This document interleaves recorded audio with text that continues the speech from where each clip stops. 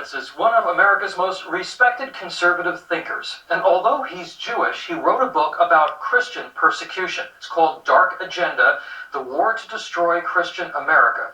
Under a new Biden administration, he fears that there will be growing attacks on Christians in the U.S. David Horowitz joins us now. Welcome, David. Good to have you here. What is the biggest concern you have when it comes to the Biden administration and what you call attacks on Christians? It's the Democrat Party. The most anti-religious, anti-Christian president probably in our history was Barack Obama.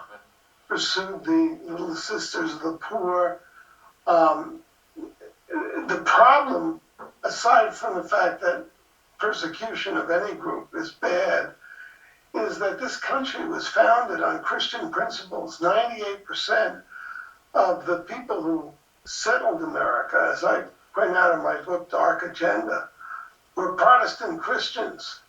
And all the freedoms that we cherish and the values that we hold, the key ones, are all originated as Christian ideas.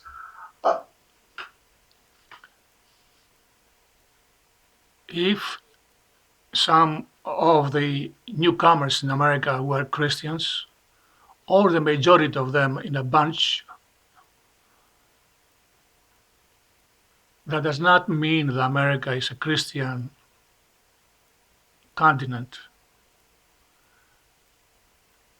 because they found there the original people who lived in America for thousands of years, and that one were the indigenous people of the America. And their god was Wakan Tanka. Therefore, the official religion of the United States of America and Canada is an Indian religion. And the Constitution was not written to give priorities and represent the whole continent, the Christian religion. But as we know, Christianity, they have been hijacking all over the world the indigenous people, and they are crawling into their society, and they try to take a piece of the cake as well.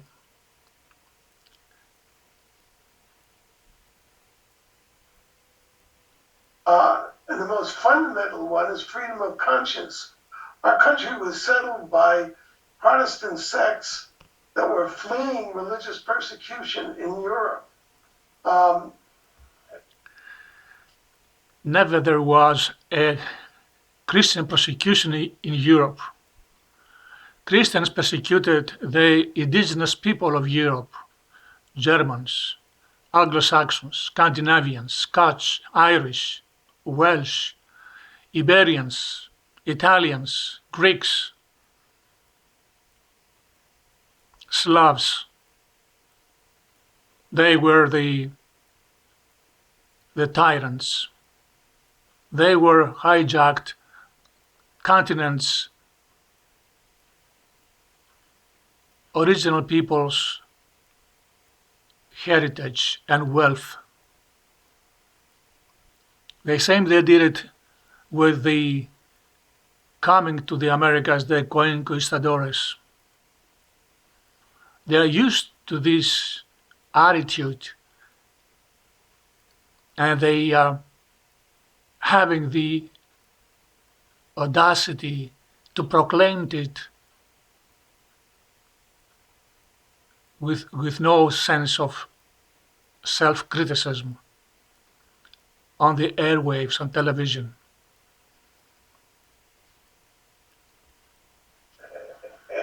And so the First Amendment to the Constitution, it's not the second or the third or the fifth, it's the first, is freedom of conscience, and which is what is behind freedom of speech, not only the freedom to hold unpopular ideas, but the freedom to express them. And that freedom of conscience does not mean that you have to have the authority to establish your Christian authority over the rest of the population.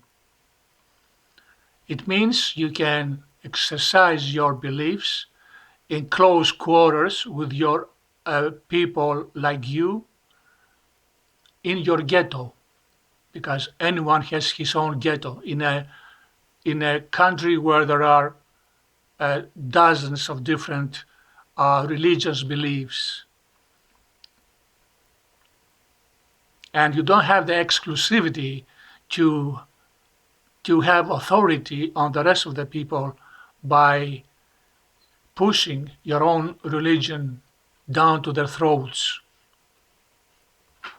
Has been under systematic assault by the Democrat Party for decades now. There's the famous case of the Colorado baker who didn't want to bake a cake that carried a slogan that he didn't agree with. His Christian principles made him opposed to gay marriage, which under the First Amendment, you have every right to have a view that other people think of as prejudiced. But he was pursued, he's still being pursued for 8 years. He offered to make them any cake they wanted. He gave them the name of another baker who would bake there. This was a gay couple. And when they lost in the Supreme Court, they went back and concocted, a worse slogan to put on the cake to force him. And you see it with Pete Buttigieg, who's a bigot. And his attacks on Vice President Pence. Mike Pence, when Buttigieg came out with it as gay and introduced his husband, Mike Pence was the governor of the state, and he went out of his way to praise Buttigieg as a great mayor, which he's not. His mayorship has been a disaster in South Bend. David, in the remaining moments that I have with you, we've been talking a lot about the president's legacy since he's leaving office on Wednesday. But protecting religious freedom, you would agree, is one of the great pieces of his legacy. A lot of people thought it's the first thing that the Democrats are trying to criminalize people who question, like Josh Hawley and Ted Cruz. I want to throw them out of Congress to criminalize questioning the last election. The Democrats questioned the 2000 election, the 2004 election of Republicans, in 2016 election. There's video of them going up and demanding to decertify electors, right, which is exactly what Cruz and Hawley asked for. We're in the initial stages of a fascist state. Yeah. The Democrats are hostile to the First Amendment. They're hostile to people who disagree with them. They want to deplatform the President of the United States. They're the ones who demanded that Twitter do that. And this week, they're also going after the NRA, David. They're also going after the NRA. Joe Biden is talking about going... Every conservative. I mean, there are a lot of conservatives who don't have that, big a name or presence, so you don't hear about it. Right. What about the Second Amendment as well, David? And there's no Democrats protesting it. There are a couple of liberals left, Dershowitz and Jonathan Turley, who object to this. Mm-hmm. But this is the most dangerous moment in our history. They have taken the incident at the Capitol, blown it out of all proportions. It reminds me of the burning of the Reichstag. The Reichstag was the German parliament, the capital of the liberal Weimar Republic.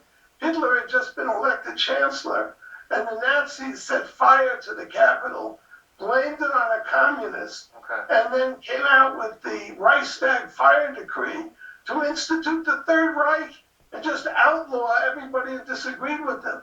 Well, David, I see that tendency very strong in the Democrat Party. David, unfortunately we have to wrap, but we appreciate you being here. And once again, the book is called Dark Agenda: The War to Destroy Christian America, David reveals the secret efforts in Congress, the media, and even our schools and military to destroy Christianity. It has been a #1 Amazon bestseller and a runaway bestseller for over a year, but now interest is getting even greater. The Dark Agenda has been praised by Tucker Carlson, Mike Huckabee, and Alan Dershowitz.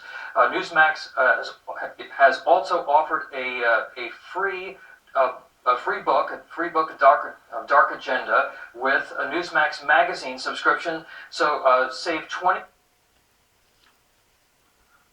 The freedom of the Americans, Christians, they have made it, turned it into a Christian issue. That is gross transgression of freedom and of cohabitation of different people in harmony and security. They are doing harm by exploring their beliefs on a matter which is not a religion, it is the way of life. It's freedom of life, of equal opportunities, of just laws, and open-mindedness